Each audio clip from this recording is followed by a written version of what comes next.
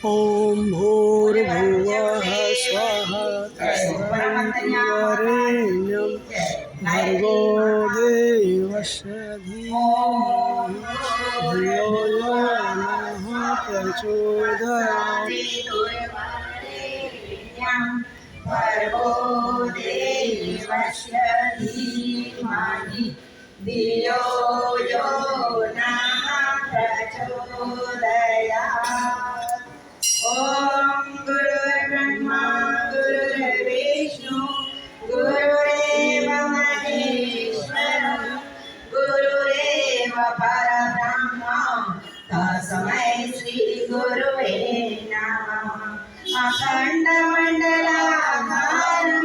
व्याप्तं येन चराचरं तत्पदं दर्शितं येन तस्मै श्री गुरुवे नमः। अकस्माद्वदलालये च मार्गदर्शिना नमोऽस्तु गुरुसत्ताये श्रद्धा प्रज्ञायुता जया श्रद्धा ॐ श्री गुरुवे नमः। आवाहयामि स्थापयामि ध्यायामि ततो नमस्कारं करोमि।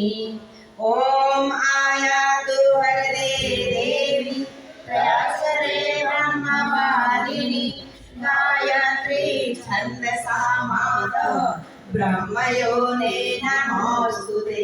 ॐ श्री गायत्र्यै नमः।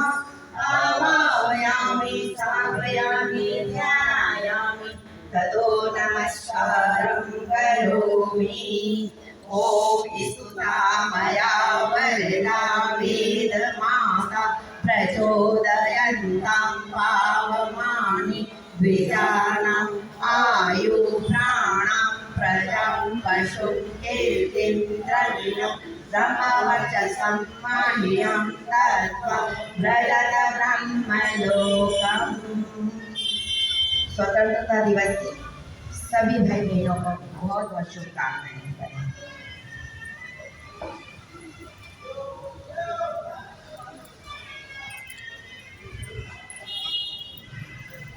दीप प्रज्वलन के साथ ही आज के इस उल्लास भरे उत्सव का मुख्य आकर्षण ध्वजारोहण। ध्वजारोहण के लिए मैं जो छोटे बच्चे हैं, जैसे हमारे गायत्री परिवार की हमने रीत चलाई है, व्यास साहब और पद्मा मैडम ने पिछली बार भी सभी बच्चों को ही आगे बुलाया था। सभी बच्चे आगे आ जाएं और राष्ट्रगान के साथ हम ध्वजारोहण की रस्म को पूरा करेंगे। बहन बिजू जी, पुष्पा आंटी, दीपशिखा और श्रीमती शैली जी, ये चारों आकर के राष्ट्रगान के साथ में ध्वजारोहण की रस्म हम निभाएंगे। ध्वजारोहण की रस्म को पूरा करेंगे। सभी खड़े होकर के हमारे ध्वज को सम्मान देंगे। राष्ट्रगान का सभी साथ में उच्चारण करेंगे।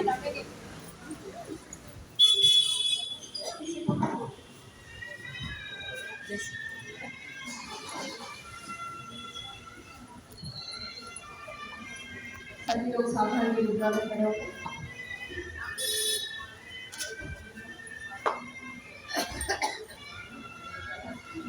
वीडियो बनाओ।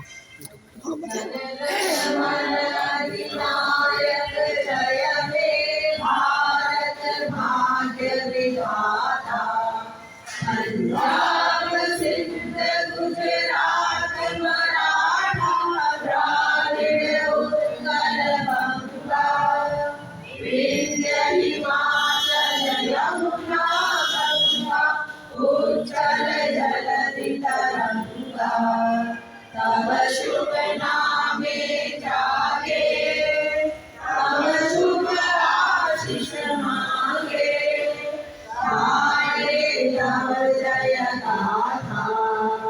जन गण मंगलदायक जय हे भारत भाग्य विधाता। जय हे जय हे जय हे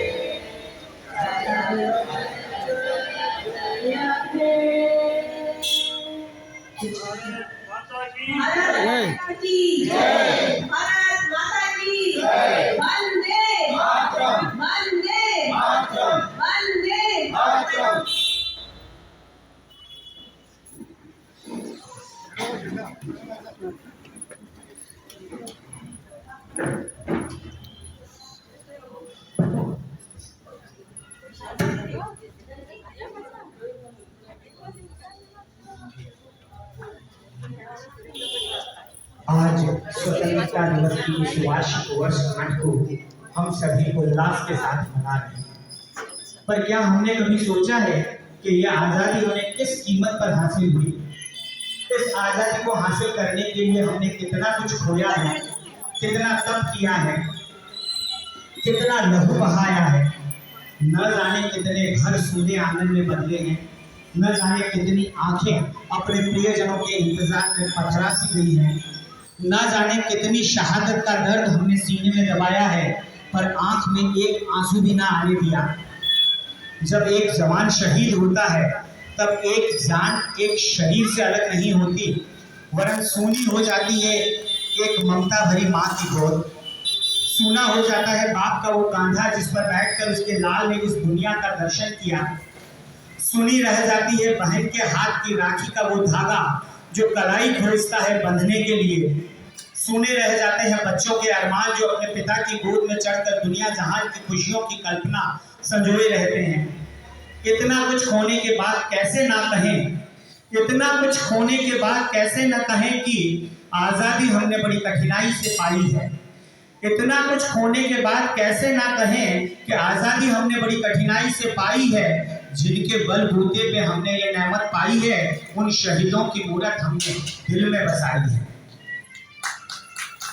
चलिए, ध्वजारोहण के बाद कार्यक्रम की विधिवत भारतीय सभ्यता और संस्कृति अनुसार शुरुआत स्वागत की रस्म के साथ करने के लिए मैं आमंत्रित करना चाहूँगा आदरणीय केसी व्यास साहब से कि वे पधारें और अपना स्वागत उद्बोधन प्रदान करें।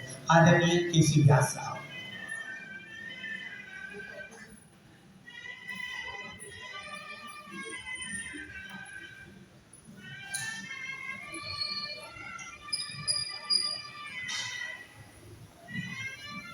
भारत माता की, भारत माता की, वंदे वंदे वंदे।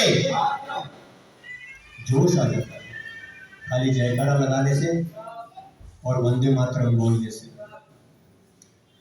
देश आजाद हुआ, बहुत बड़ी कीमत चुकाने के बाद रणबांकुरे हंसते हंसते प्राणों की आहुतियां देते रहे। माताओं की गोदें खाली होती रही, बहनों का सिंदूर पूछता रहा, तब जाकर के हमें ये आज़ादी मिली। स्वतंत्रता दिवस के इस राष्ट्रीय पर्व पर आप सभी का गायत्री शक्तिपीठ पर भाव भरा स्वागत, अभिनंदन। अपना अमूल्य समय निकाल करके आप यहाँ सब पधारे, बहुत बहुत अभिनंदन साधुवाद। आज के इस मौके पर देश तो आज़ाद हुआ,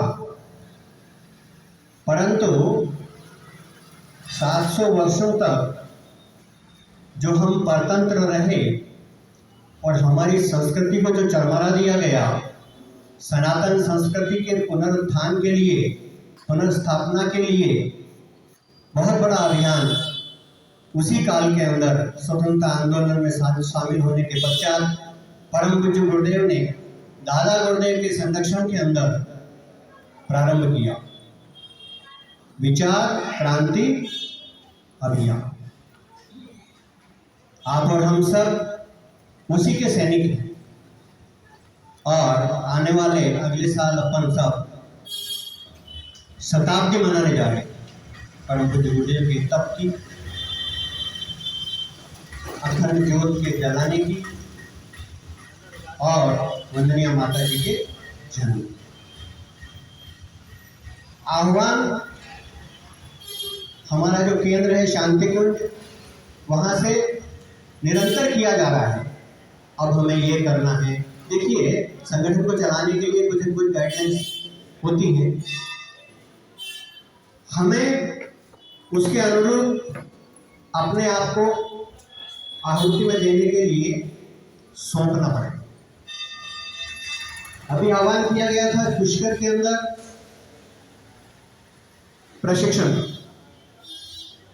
कर्मकांड प्रशिक्षण, डबली प्रशिक्षण के लिए, और तारीखें भी आई थी, लेकिन बहुत कम भाई बहन, शायद 2 या 3 ही अपने यहाँ से जिले से जा पाए। इस तरह के आह्वान अभी आएंगे कि हमें क्या करना है, तो हमें उपस्थित होना चाहिए, समर्पण के लिए तैयार रहना चाहिए। जीवन तो बीत जाएगा, बीत रहा है, कल आएगा नहीं आएगा नहीं मालूम, लेकिन आप और हम बड़े भाग्यशाली हैं कि उस प्रखर सत्ता के साथ जुड़े हैं, श्री राम शर्मा आचार्य, जो स्वयं अवतारी चेतना। तो उस भाग्य को हमें सराहना चाहिए, और जो बटरा है उस लाइन में सबसे आगे खड़े रहने का प्रयास करना चाहिए। निवेदन इतना ही है कि सरहद पर जाकर के गोली खाने का मामला नहीं है, मरने का मामला नहीं है, लेकिन अपनी सनातन संस्कृति को, विचार क्रांति अभियान को, गुरुदेव के जो शिक्षण है, उनका जो ज्ञान है, उनके जो हमें निर्देश हैं, उनको जन जन तक पहुँचाने को हमें तैयार रहना चाहिए और आगे आना चाहिए। आप सभी का बहुत बड़ा आमंत्रण, अभिनंदन। अभी हम यहाँ पर 2 बातें करेंगे। शांति कुंज में एक परिपाटी है। हम लोग जब अर्ली 80s के अंदर वहाँ जाते थे शिविर अटेंड करने के लिए, तो जो गए हैं उस समय उनको पता होगा कि हर महीने वहाँ पर श्रमदान होता है। आज भी होता है, आज भी होता है। और उस समय हम लोग जो शिविर अटेंड करते थे, संजीवनी साधना शिविर, हम लोगों की ड्यूटी लगती थी कि 9 दिन में से 1 दिन आपको श्रमदान करना है। सड़क की सफाई करनी है, टॉयलेट साफ करने हैं, या जहाँ भी ऑफिस के अंदर व्यवस्थाएं बनानी है, साफ सफाई करनी है, इत्यादि इत्यादि हम लोगों की ड्यूटी लगती थी। आज की तारीख में भी वहाँ पर 22 या 24 तारीख हर महीने की, 24 तारीख को हर महीने शांति कुंज के अंदर श्रमदान होता है, जिसमें जितने वहाँ पर निवासी हैं, रहने वाले, और जो प्रशिक्षणार्थी हैं जो शिविर अटेंड करने जाते हैं, उन सबकी टोलियाँ बनती हैं। शिवाजी टोली, प्रताप टोली, इस तरह की वहाँ टोलियाँ बनी हुई है और उनकी ड्यूटियाँ लगती हैं। आपको